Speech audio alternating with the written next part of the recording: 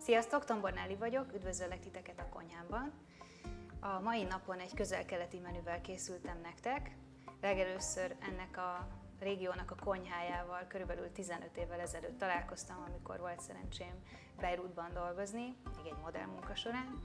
Az első fogásunk az egy muhammara szósz, vagy pontosabban muhammara krém lesz. Ehhez egy albán kenyeret fogok készíteni. Ezt követően egy perzsa uborka salátát, egy kuszkusz salátát, és a végén egy labné és céklás salátát, amit zatarral fogunk még megszórni. A kulinárisban mindenféle csodálatos alapanyagot megtaláltam ehhez, úgyhogy vágjunk bele!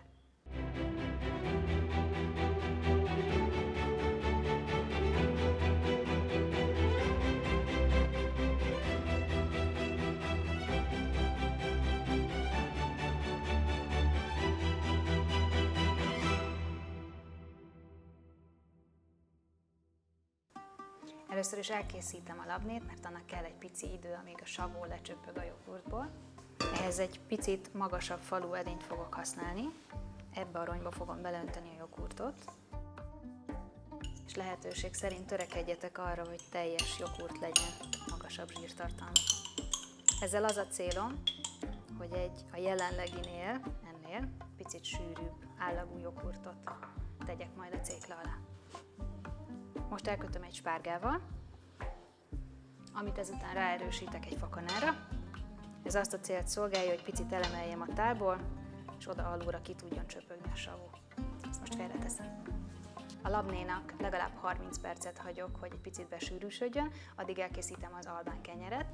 Ehhez kell egy keverőtál, ebbe kimérek 2 mérőcsészényi búzalisztet. Ez fontos ilyenkor, húzzuk ezt le egy késsel, különben minden háztartásban mást jelentene egy mérőcsészényi liszt. Ehhez használnom kell még körülbelül 2 evőkanálnyi vajat, amit a forró serpenyőben meg fogok olvasztani.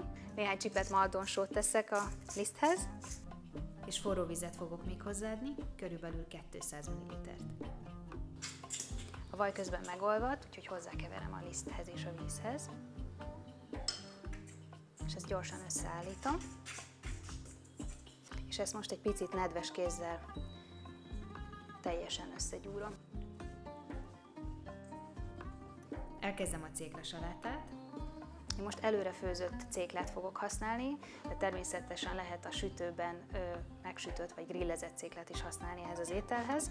Ezt bele fogom önteni egy nagyobb tálba, és ezt meglocsolom egy kis római köményes olívaolajjal. Olívaolajból most az Olívzetál márkáját választottam, római kömény pedig a Terrex fűszercsaládnak a köménye.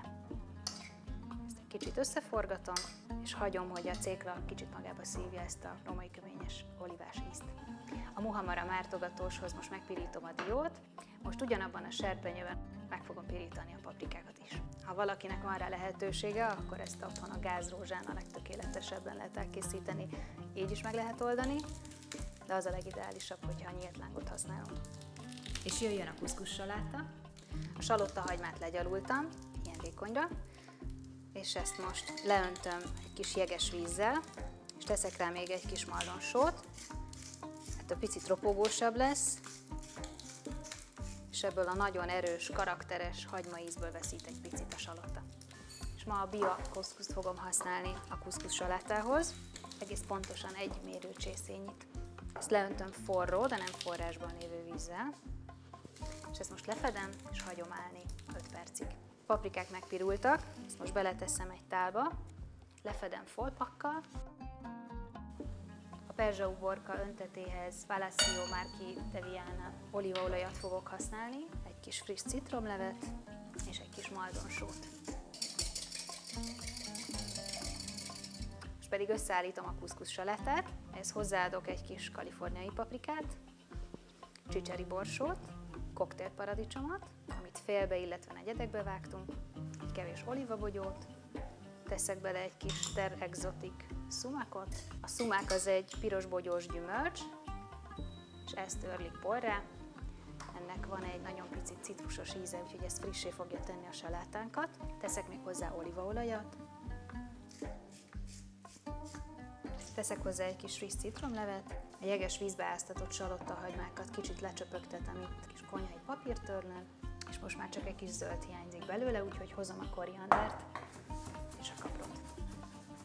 Hozzákeverem a salátához, és ezt nem győzöm elégszer mondani, hogy a vágódeszkánkat azt tartsuk tisztán.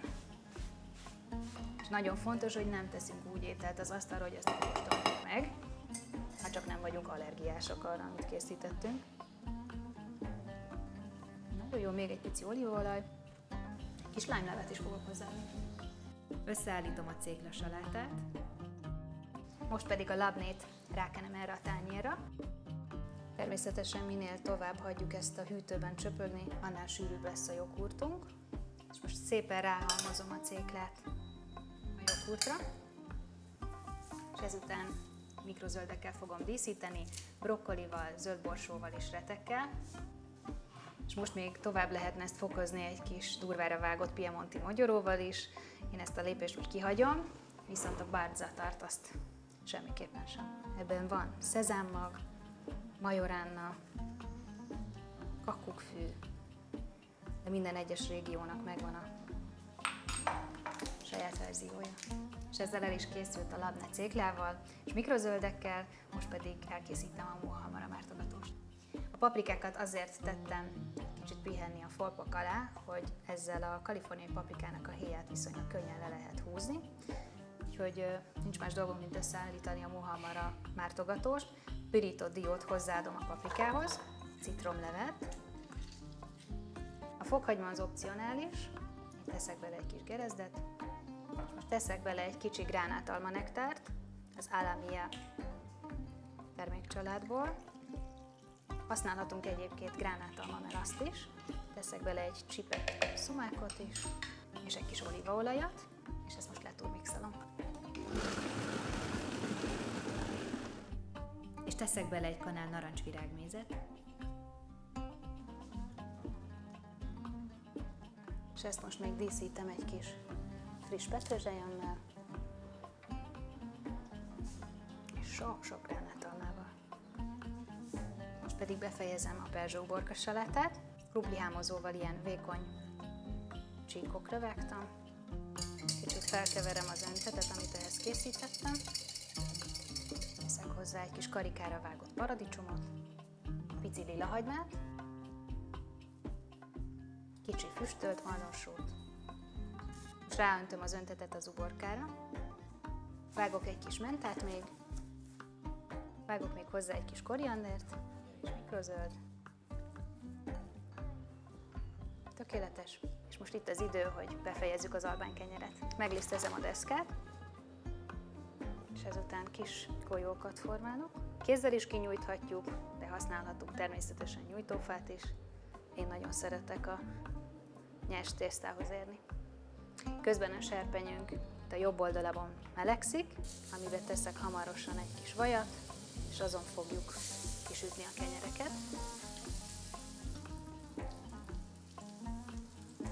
És a kenyereket most mind a két oldalon aranybarnára sütöm. A vendégeim időközben megérkeztek, és egy nagyon különleges helyen fogjuk elfogyasztani a vacsorát.